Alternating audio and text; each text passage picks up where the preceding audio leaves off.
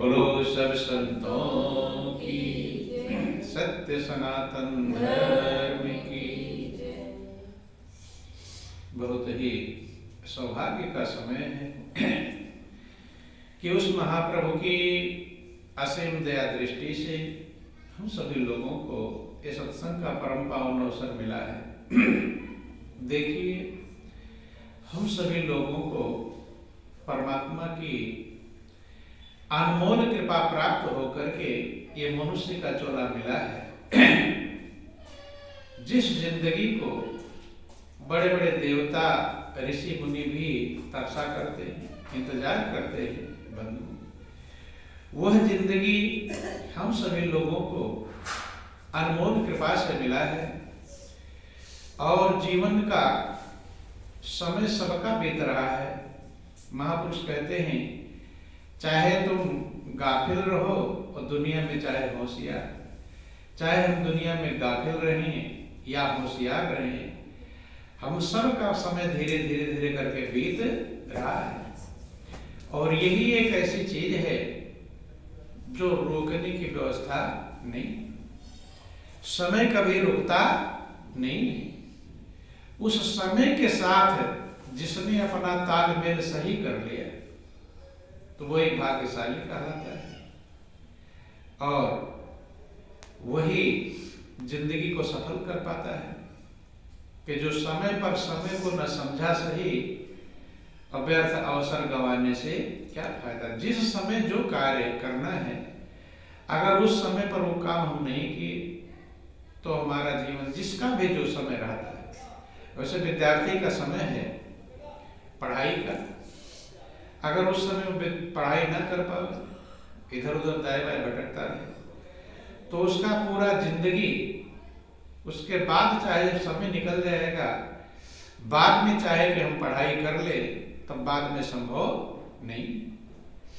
ऐसे ही हम लोगों को जो जिंदगी मिली है इसका भी एक समय है और ये समय कब तक है कुछ ठिकाना नहीं।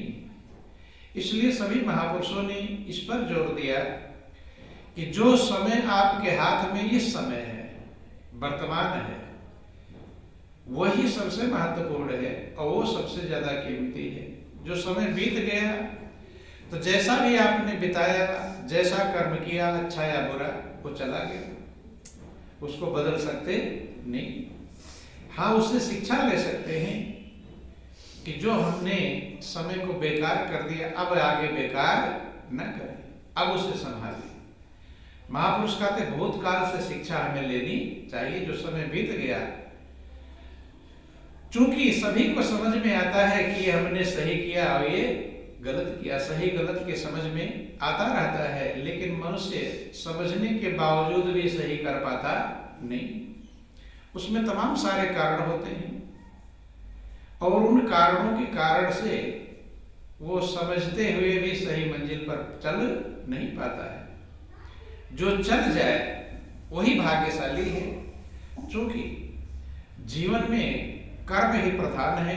आप लोग सुनते भी रहते हैं कि कर्म प्रधान विश्व रचि राखा, और जो जस करे सो तस फल चाखा। कर्म प्रधान है और इसलिए जितने महापुरुष आज तक पृथ्वी पर आए, सभी लोगों ने कर्म को सही करने के लिए कहा। किसको सही करने के लिए? कर्म को सही करने के लिए। और जिसका कर्म सही हो गया उसका जीवन सही हो जाएगा। और इसीलिए महापुरुष कहते हैं कि मनुष्य अपने भाग्य का निर्माता कहलाता है। क्या कहलाता है? भाग्य का निर्माता। बंधु, अब भाग्य के निर्माण में तमाम सारी बातें आप ही के हाथ में प्रभु ने कलम दे रखा है कि लो अपना भाग्य लिख लो। क्या कर लो? लिख। परमात्मा किसी का भाग्य नहीं लिखते। हर व्यक्ति अपना भाग्य खुद ही लिखता है। कि जैसे विद्यार्थी को कितना नंबर मिलेगा ये किसके हाथ में? विद्यार्थी के हाथ में कि मास्टर के? जैसा लिखेगा, अच्छा लिखेगा तो अच्छा नंबर पाएगा और गलत लिखेगा तो गलत। तो ऐसे ही परमात्मा हमारे मास्टर हैं और हम उनके विद्यार्थी हैं। तो हम कितना नंबर पाएंगे जीवन में, अर्थात जी नंबर माने भाग्य, हमारे जीवन का भाग्य कब कैसा बनेगा, ये हमारे कर्म के ऊपर निर्भर करता है। और कर्म में तमाम सारी बातें आती हैं। उसमें सबसे पहला बात है स्वभाव का। क्या है? स्वभाव। स्वभाव भी कर्म को बदलता है और बिगाड़ता भी, जैसा इसका स्वभाव रहता है। अब किसी किसी का स्वभाव ऐसा होता है कि उसके पास कोई बैठना पसंद नहीं करता, तो वो भी तो स्वभाव है। क्या है? स्वभाव है। और किसी के पास लोग ज्यादा बैठना पसंद करते हैं। स्वभाव का परिवर्तन आवश्यक है। हमें अपने स्वभाव को देखना चाहिए कि मेरे स्वभाव में कहाँ गड़बड़ी है, कहाँ कमी है, और उस कमी को सुधार करके आप लोग चर्चा भी करते हैं, भाई उसका स्वभाव तो बहुत अच्छा है। करते हैं कि नहीं करते? तो क्यों करते हैं? क्योंकि उसके स्वभाव में कोई ना कोई गुण मौजूद होगा, और किसी का स्वभाव खराब बदलाते हैं। तो ये स्वभाव के द्वारा भी हम कर्म करते हैं। जैसा इसका स्वभाव, अब कोई आपको कह रहा है कि भाई उसका स्वभाव बहुत अच्छा है, तो आपका याद करके, आपके नाम की याद करके उसका दिल खुश हो गया। क्या हो गया? खुश हो गया। तो आपके कर्म बने कि नहीं बने? क्या हुए आपके कर्म? आपको याद करके किसी का दिल खुश हो जाए, आपके स्वभाव को याद करके, आपके विचारों को याद करके, तो महापुरुष कहते हैं कि वो स्वभाव भी बहुत कीमती कहलाता है। और यही कारण रहा, जिनका स्वभाव जैसा था वैसे वो कहलाते हैं। कहलाते तमाम ऋषि मुनि भी हुए। अब उसमें भी ऋषि मुनि भी, कई ऋषि मुनि बहुत क्रोधी थे। क्या थे? क्रोधी। यद्यपि तपस्या किया, योग्यता प्राप्त किया, लेकिन क्रोध उनके साथ मौजूद था। क्या था? क्रोध। तो उनको क्रोधी कहते हैं। क्या कहते हैं? क्रोधी। अब राम लक्ष्मण दोनों हैं। अब राम लक्ष्मण के दोनों के स्वभाव में अंतर है। एक के स्वभाव को कहते हैं बहुत सरल स्वभाव के, एक को लक्ष्मण जरा से में क्रोध कर जाते थे।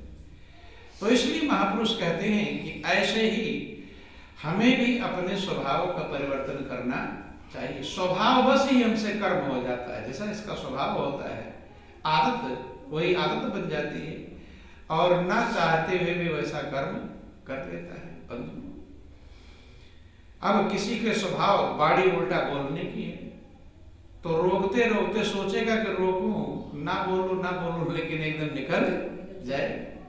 तो बाड़ी भी बहुत मायने रखती है, क्योंकि बाड़ी के द्वारा ही आप सम्मान पाते हैं, और बाड़ी के द्वारा ही आप अपमान पाते हैं। बाड़ी बहुत कीमती है। महापुरुष कहते हैं बाड़ी अमोल है। क्या है? अमोल। एक बाड़ी बोल दो तो लोग खुश हो जाएंगे, और उल्टी बाड़ी बोल दो तो लोग नाराज हो जाएंगे। तो बाड़ी ही तो है। तो कुछ लोग कहते हैं बाड़ी कहाँ लगी हुई है, बाड़ी लगती भी है, और बाड़ी के द्वारा इतने नाराज हो जाते हैं लोग कि लड़ाई झगड़ा पर उतार हो जाता है। पहले लड़ाई झगड़ा किससे होता है? बाड़ी से होता है। हाथ पैर से मारे पीटने वाला काम बाद में होता है, पहले किससे होता है? पहले लड़ाई किसकी होती है? बातों की होती है, बात से शुरू होती है। तो इसलिए महापुरुष कहते हैं कि बानी एक अमोल है, जो कोई बोले जान, ये तराजू तौलिए तब मुख बाहर आन। आपकी बाड़ी जो प्रभु ने दिया है बहुत अनमोल है। उसके हृदय रूपी तराजू पर तौलो। क्या करो? तोलने का मतलब, कोई तराजू लगाए तोलेंगे। तोलने का मतलब इसका परिणाम क्या होगा? अभी बाड़ी आपके अंदर है, जैसे बाढ़ अभी छूटा नहीं है, धनुष पर चढ़ गया है, अभी कोई दिक्कत नहीं है, अभी धनुष से उतर भी सकता है। लेकिन बाढ़ छूट जाए फिर अब दौड़ करके उसे पकड़ नहीं पाएगा, जिधर जाएगा वहीं जाकर लगेगा। तो ऐसे जब तक बाड़ी आपके अंदर है, अभी निकली नहीं है, तब तक उसको बदलने का उपाय है। क्या है बदलने का उपाय? है इसलिए पहले उसे तोलो और फिर बोलो। क्या करो? तोलो। तोलने का मतलब इसका परिणाम क्या होगा, लाभ होगा या हानि होगा, अगले का दिल दुखेगा या खुश होगा, नार बनेगा या बिगड़ेगा, उल्टा होगा या अच्छा होगा, तो उसे तोलना कहते हैं। क्या कहते हैं? तोलना। परिणाम को देख करके क्या परिणाम होगा, परिणाम को पहले विचार करें, तब अपनी वाणी को बोले। तो वाणी बहुत बड़ा कार्य करती है। क्या करती है? वाणी बहुत बड़ा काम करती है। और कभी कभी आप भी अपना गौर करते होंगे, पछताते हैं कि मैं ना ऐसा बोला होता तो सही रहता। पछताते कि नहीं करते? अब ऐसी बात बोल तो लड़ाई झगड़ा चालू हो जाए, मारा पीटा हो जाए, तो क्या होगा? आप क्या सोचेंगे कि ना जाने क्या मेरे मुंह से निकल गया। कहते नहीं कहते कि मेरे मुंह से क्या वो बात निकल गई, झंझट चल बढ़ गया, नहीं समझ में, धारा चल गई। आग एक चिंगारी से शुरू होती है और धीरे धीरे ज्यादा घर भी जला देती है, गांव भी जला देती है। तो महापुरुष कहते जैसे एक चिंगारी पूरे गांव नगर को ध्वस्त कर सकती है, ऐसे एक वाणी न जाने कितना नुकसान कर सकती है। और वाणी फायदा भी करती है। क्या करती है? फायदा। तो हानि और लाभ दोनों में है। इसलिए वाणी का, इसको संयम कहते हैं। क्या कहते हैं? वाणी का संयम हमारे पास होना चाहिए और स्वभाव का ही संयम होना चाहिए। स्वभाव इधर जल्दी बदलता नहीं है। कुछ लोग क्या कहते हैं, आदत की दवा होती नहीं है, लेकिन जब आप प्रयोग करेंगे तो आदत की भी दवा हो जाएगी। बहुत लोगों ने अपने आदत को चेंज कर लिया, बदला कि नहीं बदला? जनरल लोग कह देते हैं कि आदत की दवा नहीं होती, कहते हैं। लेकिन रत्नाकर डाकू, खुखार डाकू से लूट मार कर आदत थी, लेकिन वो वाल्मीकि बन गए, बने कि नहीं बने? दवा हुई कि नहीं? आदत बदल दिया। मनुष्य निर्णय कर ले तो सब कुछ कर सकता है। और यही हमारी सबसे बड़ी उपलब्धि है कि हम अपनी जीवन को जो उल्टी दिशा में जा रहा है उसे सीधी दिशा में मोड़ दें। ये हमारी सबसे बड़ी कीमत है। और अगर हम रह गए ज्यों के त्यों। और तीसरा चीज है, पहला हो गया स्वभाव और दूसरा हो गया वाणी। क्या है? वाणी। और तीसरा हो गया हमारा आचरण, चरित्र। क्या है? आचरण क्या करते हैं, आप कहते क्या है, ये इतना महत्वपूर्ण नहीं है जैसा आप आचरण करते हैं। तो महापुरुष कहते चरित्र मनुष्य का सबसे बड़ा कीमती चीज है। धन चला गया फिर मिल जाएगा, नौकरी छूट गई फिर दूसरी नौकरी मिल जाएगी, लेकिन कहते हैं चरित्र छूट गया, चरित्र चला गया तो फिर दोबारा लौट कर आने वाला नहीं। इसलिए महापुरुष कहते हैं कि चरित्र चला गया, सब कुछ चला गया, फिर कुछ बचने वाला नहीं है। इसलिए अपने चरित्र को, आचरण को संभाल करके सही दिशा में लेकर हमें चलने का प्रयास करना चाहिए। ये भी हमारे कर्म को बनाता है। किसको बनाता है? कर्म को। कर्म में तमाम सारी बातें हैं। और महापुरुष कहते हैं कि कैसा आप व्यवहार करते हैं लोगों के साथ, क्या आपका व्यवहार है। व्यवहार भी बहुत बड़ा काम करता है बंधु। तो इस प्रकार से हमारे कर्म में तमाम सारी बातें मौजूद हैं। क्या मौजूद है? बातें और विचार मौजूद हैं। जिन लोगों ने अपनी इन आदतों को, विचारों को चेंज कर लिया, बदल लिया। कुछ लोग सोचते हैं मेरा तो सही है, मुझे क्या करना है बदल कर। सबको बदलने की आवश्यकता है, नहीं समझ में? सबको बदलने की आवश्यकता है, क्योंकि सही कहाँ है? सही तो बहुत ऊंची अवस्था पर जाकर होता है। इसलिए उसमें ढूंढो कि मेरे वाणी में कहाँ कमी है, मेरे विचारों में कहाँ कमी है, मेरे आचरण में कहाँ कमी है, मेरे कर्तव्य पालन में कहाँ कमी है। जब इसको हम गौर करेंगे, ढूंढेंगे, तो जैसे जब आप लोग खाना बनाते हैं ना, चावल या दाल, तो पहले उसको देखते हैं कि इसमें कंकड़ इत्यादि है कि नहीं, तो ढूंढ ढूंढ के निकालते हैं। क्या निकालते हैं? कंकड़ है, रेत है, मिट्टी, मतलब जो भी चावल के अलावा और जो भी फालतू कूड़ा करकट है उसे हम निकालते ही। जब सारा निकल जाएगा तभी तो चावल बनने लायक बनेगा, है? खाने लायक कब बनेगा? और कोई कंकड़ निकाल दे और फिर उसमें कंकड़ रह जाए तो आप उससे खुश रहोगे, नाराज? क्या कहोगे? सही बीना है, सही साफ किया, उसे फटकार भी लगेगी कि ऐसे ही साफ किया, अब इसमें कंकड़ मौजूद है, कहेंगे, गुस्सा आएगा। तो आपको क्या अपने ऊपर गुस्सा आता है कभी? कितना जिंदगी बीत के भी कंकड़ मौजूद हैं? कंकड़ माने कमियां, क्या है? गुस्सा आता है। अपने ऊपर गुस्सा मनुष्य को आता है नहीं, दूसरों पर आता है। जिसको अपने ऊपर गुस्सा आने लगे, अपने विकारों पर क्रोध आने लगे, वही महान बन गया। जिन लोगों ने अपने विकारों पर क्रोध किया, क्या किया? क्रोध किया, वो महान बन गए। ध्यान देना। बोलिए प्रेम से गुरुदेव महाराज की, बोलो वृंदावन बिहारी लाल की। राजा भरथरी का जिक्र आया, उन्होंने अपने विकारों पर कंट्रोल किया। क्या किया? मन पर। जो आप कहते हैं ना कि मन की तरंगे मार ले बस हो गया भजन, मन पर उन्होंने कब्जा किया। उनका जिक्र आता है,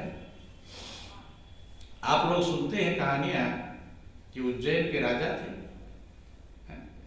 राजपाट की सारी व्यवस्थाएं थी, लेकिन उन्होंने अपने राज्यपाट को ठोकर मारकर सत्य के मार्ग में, धर्म के मार्ग में कदम रखा और भजन करने के लिए प्रवृत्त हुए। गुरु गोरखनाथ की शरण लिया। किसके शरण में गए? गुरु गोरखनाथ के शरण में। और कहानियां आप सब लोग जानते हैं। चूंकि राजा भरथरी अपनी रानी से बहुत प्रेम करते थे।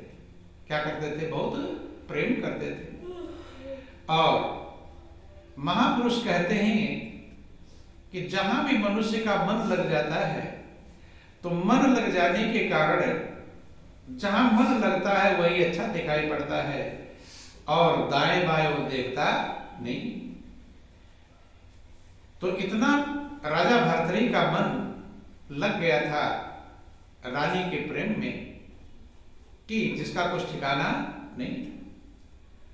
अब जब प्रभु कृपा करना चाहते हैं तो कोई ना कोई माध्यम बना देते हैं। तो गुरु गोरखनाथ आए और उन्होंने एक फल दिया। किसको? राजा को। अमर फल। क्या दिया? अमर फल।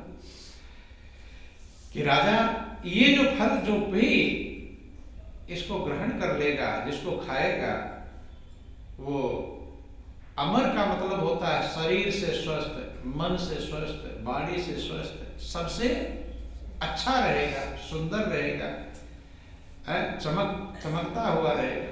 ये सारी विशेषता उसकी बताया। जब बतलाया तो भरथरी बड़े मगन हुए, खुश हुए। जब खुश हुए तो चूंकि रानी से ज्यादा प्रेम था, तो भरथरी ने सोचा कि मैं ये अमर फल किसको दे दूंगा? रानी को। रानी स्वस्थ, सुंदर, चमकदार, अच्छी बनी रहेगी अमर फल को खा करके। तो किसको दे दिया? रानी। चूंकि मनुष्य का स्वभाव है, जहां मोह लगा, बूढ़े बूढ़े लोगों को देखना, अब नाती पोतों में उनका मन लगा रहता है। किसमें लगा रहता है? नाती पोतों। अपनी चिंता नहीं करते, किसकी चिंता करते हैं? नाती पोतों की। उसके लिए क्या होगा तो उसके लिए क्या होगा, नहीं समझ में। जबकि बेटा है, बेटा और बहू हैं उनकी जिम्मेदारी के लिए, लेकिन नहीं, मोह। इसलिए महापुरुष कहते मोह सकल व्याधि न कर मूला। मोह ही सारे दुखों की जड़ है। तो नाती एक मिठाई कहीं पाएंगे तो खुद खाएंगे या नाती पोतों के लिए रखेंगे? किसके लिए रखेंगे? खुद नहीं खाते। बोलो वृंदावन बिहारी लाल की। ये प्रैक्टिकल में आज भी दिखाई पड़ता है। इस चीज को रख लेंगे कि नाती पोते खाएंगे। तो ऐसे वही हाल राजा भरथरी का था। उन्होंने अमर फल ले लिया, रख लिया, और मन में विचार कर लिया कि अमर फल किसको दूंगा? रानी। अब बड़े प्रेम से रानी को उसकी व्याख्यान बतलाया, कीमत बतलाई कि ये अमर फल बहुत सुंदर बनाना रखेगा, स्वस्थ बना रहेगा, चमकता रहेगा, चेहरा अच्छा बना रहेगा, ये सारी विशेषताएं बताई। तो रानी ने रख लिया कि मैं खा लूंगी। अब रानी किससे प्रेम करती थी? जो घुड़सवार घोड़े इत्यादि रहते थे राजा के यहाँ पर, उनका जो अध्यक्ष था, उनकी देखभाल करने वाला, सुरक्षा करने वाला, सारी व्यवस्था करने वाला व्यवस्थापक जो था सईस, तो रानी उससे प्रेम करती थी। तो रानी के मन में आया कि मैं अमरफल क्यों अपने प्रेमी को दे दूंगी जिससे मैं प्रेम करती हूँ। वो रख लिया वो अमरफल, किसके लिए? घुड़सवार का जो अध्यक्ष था सईस, उसे रख लिया। आज जब उसके लिए रख लिया तो मौका पाकर के रानी ने उसे वो अमरफल, उसकी विशेषता बतलाया, कीमत बतलाया, उसे अमरफल दे दिया। और जो घुड़सवार का अध्यक्ष था घोड़ों का, वो किसी वेश्या से प्रेम करता था। अब उसने सोचा है कि ये अमरफल किसको दे दूं? वेश्या को। और ले गया मौका पाकर के, वो वेश्या को अमरफल दे दिया। बंधु, अब वेश्या ने सोचा, चूंकि कभी कभी बुरे में अच्छाई छिपी रहती है और अच्छे में बुराई छिपी रहती है, तो उस वेश्या तो थी लेकिन विचारवान थी, ज्ञानवान विचार था उसके अंदर। उसने विचार किया कि न जाने कौन सा कर्म बिगाड़ा था कि आज मुझे वेश्या का जन्म मिला, और अब भी मैं सुंदर बने रहूंगी तो मेरे कर्म बिगड़ते रहेंगे, तो आगे फिर कौन सा इससे बढ़कर और कौन सा नर्क मिलेगा। तो विचार किया कि ये तो फल उसे देना चाहिए जो धर्मात्मा हो, जो लंबे समय तक रहे। विचार किया कि हमारे देश का जो राजा है वो बहुत बड़ा धर्मात्मा है, क्योंकि राजा भरतरी बहुत धर्मात्मा राजा थे, और वो स्वस्थ बने रहेंगे, मजबूत बने रहेंगे, लंबी उम्र हो जाएगी, तो प्रजा की भलाई लंबे समय तक करते रहेंगे। और नियम है बंधु, सही को लंबे समय तक रहना चाहिए। ज्यादा लंबा समय तक रहेगा, ज्यादा कार्य करेगा, अच्छा काम करेगा। बंधु, अब ऐसा विचार करके वो वेश्या राजा के दरबार में हाजिर हुई। जब लाइन से लोग अपने अपनी फरियाद करते थे, जब लाइन में लग गई, जब उसके फरियाद का नंबर आया तो हाथ जोड़कर प्रार्थना किया कि महाराज, मैं आपके चरणों में भेंट करना चाहती अमरफल। ये जो खा लेगा स्वस्थ, सुंदर, मजबूत, लंबी उम्र होगी, दीर्घायु होगा और योग्य बना रहेगा। तो मैं खाकर क्या करूंगी कि मेरा बुरे कर्म है, तो आप इसे प्राप्त कर लीजिए। राजा को अर्पण कर दिया।